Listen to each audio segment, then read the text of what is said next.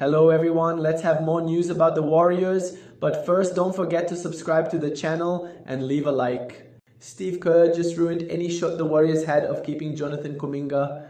After Steve Kerr's most recent comments, there's a strong chance that Jonathan Kuminga has played his final game with the Golden State Warriors. If there was any chance that Jonathan Kuminga could re-sign with the Golden State Warriors this summer, that ship has probably sailed by now. After Warriors head coach Steve Kerr's most recent comments, it's pretty safe to say that any shot that Kuminga had of returning to Golden State is pretty much ruined. In a recent interview, when asked about Kuminga, Kerr basically said that he can't see a scenario, at least at the moment, in which he can play the young forward big minutes while also trying to win. Because of the way the roster is constructed, Kerr doesn't believe Kuminga can fit while playing big minutes.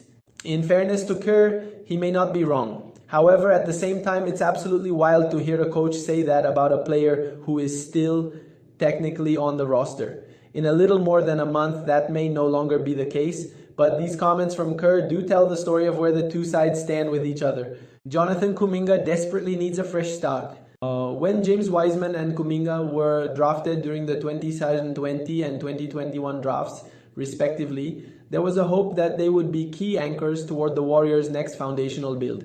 However, after a year and a half with the team, it became clear that Wiseman was a bust or that he was never going to work in Golden State. Soon after, the same fate could be awaiting Kuminga. As he prepares to hit restricted free agency, there isn't a huge expectation that he's going to be re-signed by the Warriors, especially considering that he fell out of the rotation by the end of the regular season and the fact that the only reason why he climbled back into the rotation in the playoffs is because of injuries.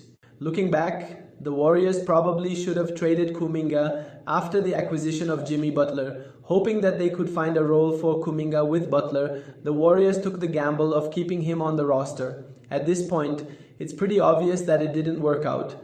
What has to be most frustrating for Kerr and the Warriors is the fact that Kuminga is not a bad player. This is not the same situation with Wiseman. Kuminga is still a talented young player, but is clearly not a great fit with the Warriors. It was an odd fit from the moment he was drafted, and not much has changed since. In fact, the argument can be made that it's been even more difficult to find a role for him after the addition of Jimmy. Unless something drastically changes between now and free agency, Kuminga is probably not going to be back with the Warriors next season, and Kerr's most recent comments, fair or foul, pretty much confirm that. Now let's go to another video. Don't forget to leave a like. He fits their style. He can shoot the basketball. He's going to be able to defend. He's tough. Listen, he's smart, very cerebral basketball player. He checked all of the boxes for the style of play that the Golden State Warriors like to play. Now, what's that going to cost them in return? We'll see. We'll let them deal with that. But from a basketball standpoint, I really like this fit. I love it basketball-wise. I just feel like a sign-and trade is going to have to be for Kuminga, and I don't know if Kuminga fits with Tatum and Brown. Well, I mean, it's a spot open for some star power now. Yeah, that's true. It's a spot open for some star power now. Yeah, that actually makes some sense now. It's a spot for him, Kuminga, to grow in Boston. And, it's all happening. Wow. And that makes Jaylen Brown the obvious #1 option. Yeah. Now this gives Kuminga an opportunity to go under another great guy's wing to kind of show him the ropes, like, hey, this is how we do it. And he's going to be the second option on that basketball team. And he's going to have an opportunity to make a really big impact on them. I like that. I know it's just talk right now, but if this comes into fruition, I like it for both sides. And Derek White's such a plug-and-play guy. He can play on any system, any team, and fit in. He can play on the Olympic team and play well, huh? Did you watch that? Remember when Team USA won? Is he coming back for the last segment? I'm fired. Trust me. So they beat him the year before. Was he the assistant? Yep, they beat him in '78. And then lost the next year. There you go. See, let me. Your memory, it's unbelievable. How could I not know that? Hey, I was Doggy. 30 years old. Molly, hold on. Doggy, since you want to act like you're the only one that knows, let me ask you this question, Doggy. Who did they beat? Who did they lose to and then they beat? Who, Seattle? Seattle beat the... Okay. They lost to the Bullets in 7 games. Dennis Johnson was 1 for 15 in Game 7 at the Pacific Coliseum. And the next year, they beat him in 5 games. I'll throw something else at you, Hot Who's their starting center? They were 5 and 8. Who is their starting center? Who is their starting center? Well, the Sonics or the... What, are you kidding me? I'm like, The Lonnie Sonics. Shelton, The Jack Sonics. Sigma, The Sonny Sonics. Williams. Deal with JB. I know that teammate was my fault. Hey, Coach, JB, you have to deal with bad calls, and I got to deal with these guys. So we all got something to deal with. I was testing him, Coach. I saw that. He got it right. It was Jack. I was waiting to say it was Jack Sigma. Yeah, all right. I got you. Okay, are you focused now, or are you still on the hot seat? You ready Let JB talk. I want to hear what he has to say. He's the coach of the year here. Go ahead. Okay, obviously you got to get us started. On? Okay. On our super teams or parity better for the NBA, and JB can counterpunch. I think it's parity myself. I think you're always in all leagues. You're as good as your weakest link. I mean, the NFL doesn't really have any super teams. I mean, they got the great quarterbacks, but Green Bay can compete. These smaller market teams have a chance. The baseball's got that problem. We all know that. It's the Dodgers and it's the Yankees and teams like the Pirates and, those kind of teams can't, which is a problem. And I think the NBA, it's not about finances with the NBA. It's about where the great player wants to play. But I think the fact that we have OKC in here, we have Indiana in here, we have a big market team in the Knicks. And then, of course, we saw Minneapolis is not really a small market, but it's not a great basketball traditional place necessarily. I think it's much better for the league, JB. I much prefer a lot of good teams than one great team and nobody else. I prefer the good teams, a lot of them. I'm shocked. I've listened to you a lot on this show, but I agree with you. Do you really? Free when you place your first $5 entry. You don't need to win to receive the $50. It's guaranteed. Prize Picks. Run your game. All that information will be clickable down in the comment section and description of today's video. So, kind of touching on a point we made earlier in the show, Steve Kerr wants Jonathan Kuminga to play complementary basketball to Steph, to Jimmy, to Draymond. And to be honest with you, with the frame, with the athleticism, and just overall with the profile that he provides as a player, I do think that he could be a positive impact type of guy if he played that role. But again, it is very murky on whether or not he'd be willing to do something like that at this point. Steve Kerr with a little bit more exposition and detail on this. He says, I've always felt the type of player that JK needs to be. I've mentioned this in the past. Sean Marion is a guy that jumps out. And I've talked about this in JK's rookie year, with his athleticism, running the floor, putting pressure on the rim, offensive rebounds, getting into the dunker spot, the drop-off pass from drivers, going up and dunking and guarding everybody on the other end. To me, that's what he's really built for. And we really pushed for that, push him in that direction. And I think sometimes with young players, there's a process.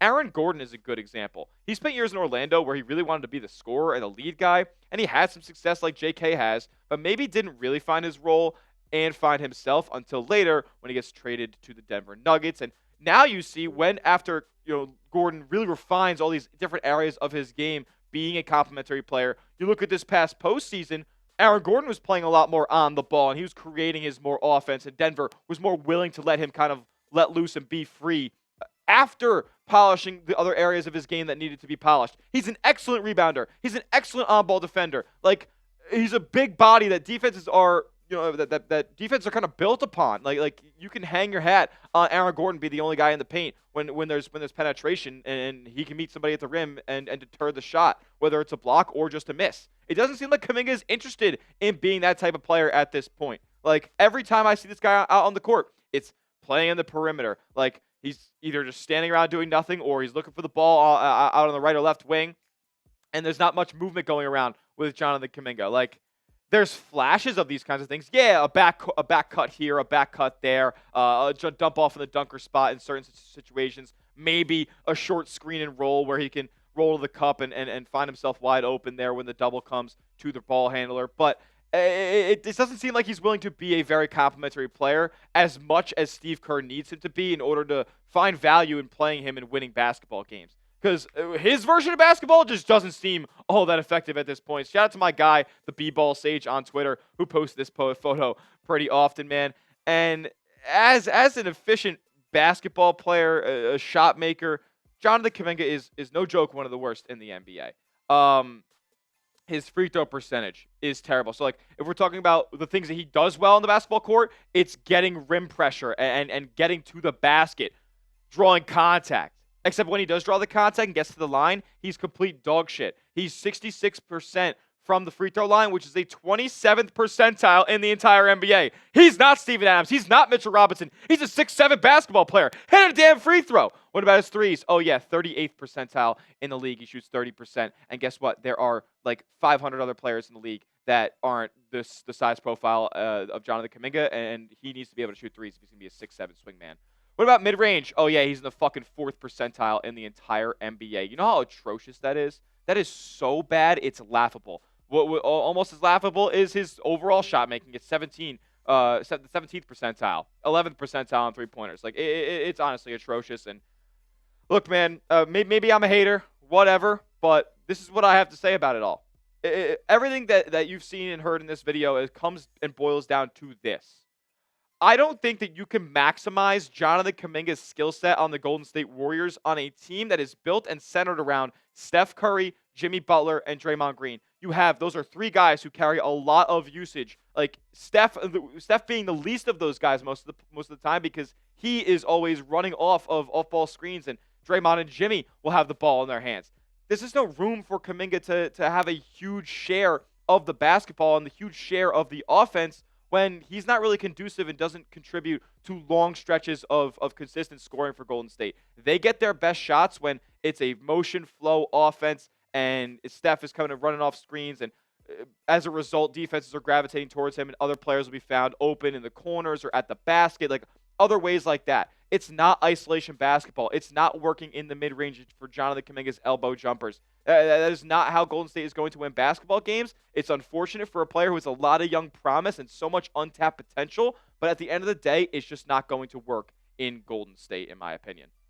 However, like, there are opportunities for Golden State to kind of get in some value back for Jonathan Kuminga. Like, at the end of the day, it does not look like he's going to be a Warrior next season. It would be smart for his agent, his whole team, and himself to go to try to find another destination elsewhere where he could put up a bunch of empty stats and lose a lot of basketball games. So with that being said, we're going to talk about Jonathan Kuminga's sign and trade ideas. And we went through a couple from Bleacher Report a couple days ago, but today I went to the people over at Fanspo. And for the first one that we're discussing, because I wanted to get the pulse of real ball fans out there, that's why we're going to Fanspo, and so we can get Cam Johnson over to the Golden State Warriors. And honestly, I think this package is semi-realistic. You send Kuminga over there, and he signs, I believe, a $22 million a year deal with the Nets. He also sent away Guy Santos with a 2027 first-round pick and a 2029 first-round pick swap. So a couple of first-round draft assets, but I believe bringing Cam Johnson to Golden State.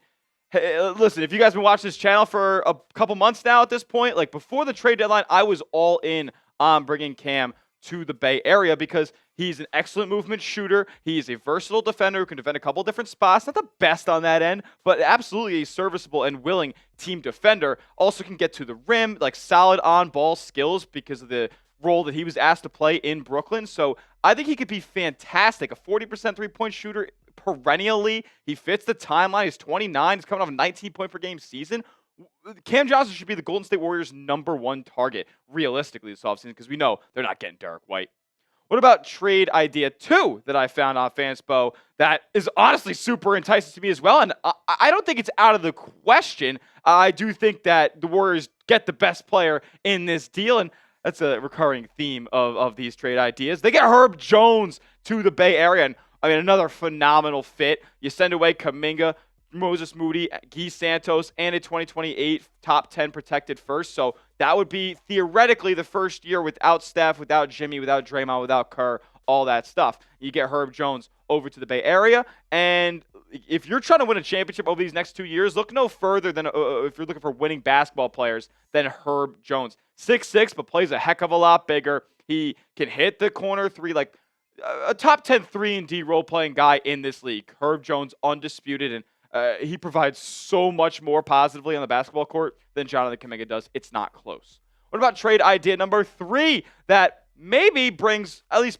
maybe on paper or public perception, the best player overall that we're looking at here? And keep in mind, because MPJ, Michael Porter Jr., would be heading to Golden State in this deal, he makes like $37 million. It's a lot of money. And Jonathan Kuminga, he would need to sign a pretty hefty salary figure to make this money work. So just keep that in mind. Like, Kuminga would have to sign a certain number to get all these players that we're talking about in these deals. But I looked at it on Fanspo. It all kind of ironed out. Nothing was too unrealistic. And this one brings Michael Porter Jr. and former Warrior Dario Saric to Golden State. And honestly, this deal that you don't have to give up any picks for, like, this is more for Denver's kind of salary cap relief. They create $10 million in cap here, and I think MPJ, as far as being a movement shooter and somebody who's much more akin to this Golden State offense, fits incredibly better than Jonathan Kuminga does. So I like this deal a decent bit, but you also have to give away Buddy Hield, who I liked a good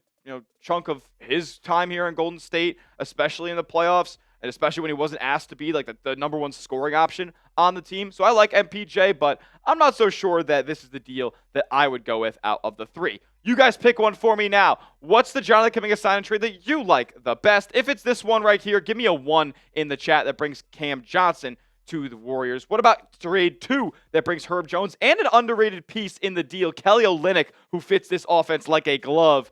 It's type 2 down in the comment section. And if it's Michael Porter Jr., you want to swing for the fences, give me a 3 down in the comment section. I want to hear from Dub Nation on what the best offer here is for JK. And that will do it for today's edition of Golden State Warriors Today. Make sure you are subscribed to the channel, youtube.com/WarriorsTV, because if anything comes out about Jonathan Kuminga's future plans here in this offseason, we will bring you this information. So lock us in as the number one spot for Warriors content on YouTube. And as always, let's go Dubs.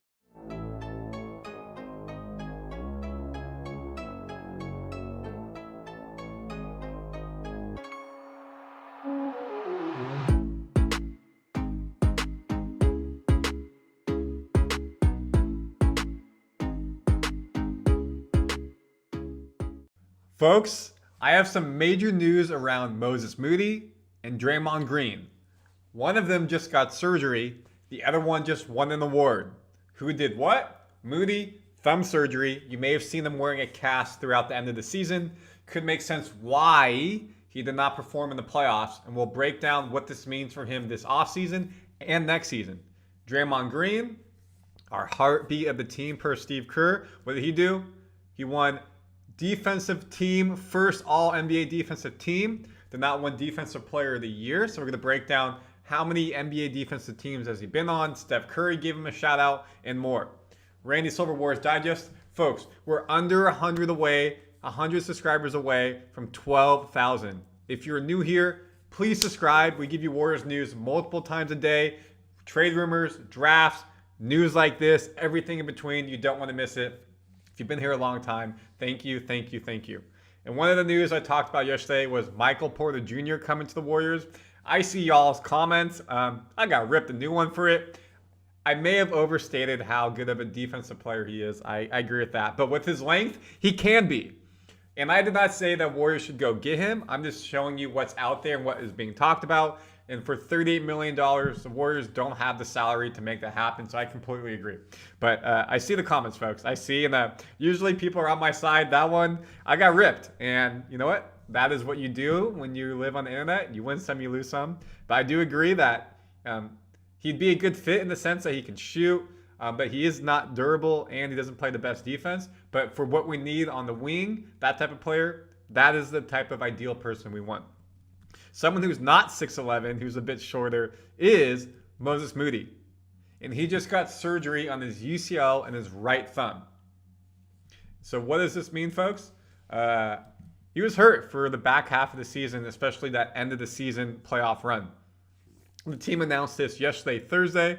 He went under surgery in LA. He's expected to make a full recovery in time for training camp.